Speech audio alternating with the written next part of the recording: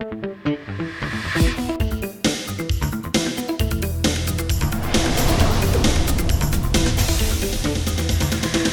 России сейчас действует два варианта выборов главы регионов. Когда жители сами выбирают себе главу, либо главу выбирает законодательное собрание. Вам какой вариант выборов предпочтительней и почему? Понимаете, этот вопрос, конечно, по-разному решался в прошлом. Было время и назначался через парламент, я эту процедуру тоже проходил. Но сегодня законодательство Российской Федерации дает возможность, в зависимости от решений самих субъектов, выбрать тот механизм, который избирает руководителя субъектов.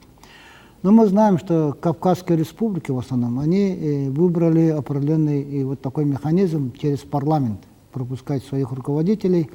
И там, по-моему, все это происходит достаточно спокойно. Но в целом по стране большинство субъектов имеет прямой выбор глав субъектов.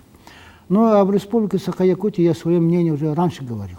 О том, что все-таки у нас и менталитет, и мы уже научились, и якутские избиратели достаточно политизированы, они любят обсуждать, они любят в этом плане со всех сторон все-таки смотреть, какие кандидаты ставятся.